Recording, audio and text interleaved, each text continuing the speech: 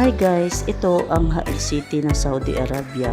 Dahil day off namin at alas 5 na kami umalis dahil napakainit sa umaga guys.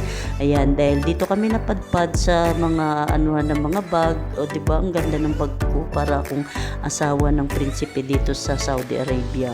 Ay naku guys, may inganyo ka talagang pumunta rito dahil napakaganda dito at ang dami mong mapipilian. Dahil wala nga kaming pera, ayun, iniwan namin ang aming bag na gusto namin. Para lang yung pag-ibig na parang yung sinaktan ka ngunit iniwan mo na dahil masakit sa dibdib. Oh, 'di ba? At ito naman, nagtingin-tingin kami ng aming mga pangpaganda uli dahil wala pa rin budget, puro na lang walang budget. And malayo pa naman sweldo guys, kaya tis-tis na lang muna, hanggang tingin-tingin na lang muna tayo dito. Ayan, dahil nagsawa kami sa kakatingin, lumabas na kami. Baka kami, nahalata na kami ng mga nagtitinda na puro na lang kami tingin-tingin, wala naman nabibili. Ayan, alam nyo ba guys, kung napapansin nyo yung mga sasakyan dito sa Saudi, puro puti ang mga sasakyan. Kasi ganyan talaga dito sa Saudi. Karamihan sa kanila mga sasakyan, kulay puti. Ayan. Kailangan masanay ka na dito, halos lahat ng mga sasakyan dito puro puti. Kaya nga yung mga mata namin namumuti na rin sa kakatingin Ayan, dahil ingat-ingat kami sa pagtawid. Kailangan mag-ingat ka dito at kalma ka lang. Hindi pwede yung pasiga-siga ka rito. Napakaganda ng Hail City guys, napakalinis. Hindi mga balasubas yung mga tao dito. Kailangan yung kalat mo, linisin mo. Syempre, wag mong dadalhin yung ugali mo yun dun sa atin sa Pilipinas, tapos dadalhin mo dito na balasubas ka. Hindi pwede yun dito. Dahil maigpit ang Saudi. Yan. Kami naman kasi hindi naman kami Muslim, kaya open lang naman yung mukha namin na makita. Kaya ayan, sombrero at lakad-lakad lang kami dito kasama ko hanggang hindi namin alam saan yung paa namin dadalhin. Hindi namin alam kung saan yung paa namin dadalhin kami kung saan. Ay, bahala kayo dyan. Ayan, dahil ayaw ng kasama ko mag-video, sumama sa video ko. Dahil sabi niya, siya na lang muna daw. Siya na lang yung aking cameraman. Kahit sa isang gabi guys, maranasan ko man lang ang maging isang artista. Sayang kasi yung pinapasahod ko sa kanya. Kailangan sulitin ko na, o diba? Ayan, dahil tingin-tingin kami kung saan namin gustong pumunta. Ayan, minsan pupunta kami sa flowers. Ayan, hindi na namin alam saan kami papunta. Dahil nagsawa naman kami, ito lakad-lakad na naman kami sa ibang pwesto kung saan namin makakita.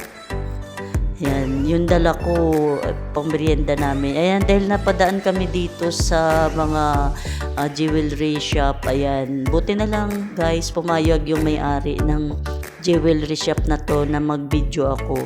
Nagpaalam naman ako pero pumayag naman sila na sabi nila okay lang siguro dahil gusto nilang ma-promote yung kanilang shop at may mga ibang lahi na pumunta rito at makabili sa kanila. Okay lang naman daw sa kanila. Kaya nagpasalamat din ako at pinayagan ako. Alam nyo ba guys, ang halaga ng isang singsing na ito ay umaabot ng 7,000 to 10,000 real, at kung ipapapalit mo sa Pilipinas sa peso ay umaabot ng mga 100 to 150 pesos. Sa isang singsing pa lang yung guys much more pa kaya yung mga makakapal dito na mga jewelry.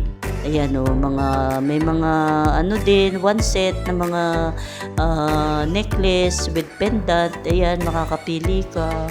Depende kasi, may gramo naman kasi siya. Ayan, grabe guys, ang kakapal ng mga bracelet, diba?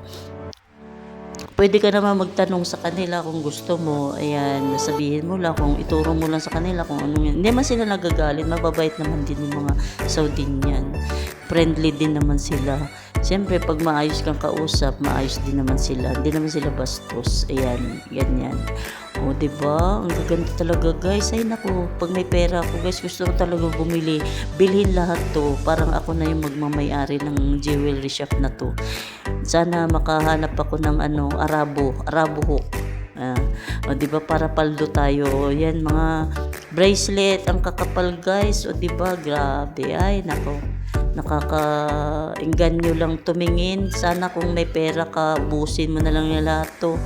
Pero check din yung sarili nyo guys ha. Halimbawa dito kayo sa Saudi at may bala kayo bumili ng alas, kailangan itabi nyo yung mga resibo kasi pag umuwi kayo baka hanapan kayo ng ng resibo sa airplane o sa immigration kasi kailangan yun dito.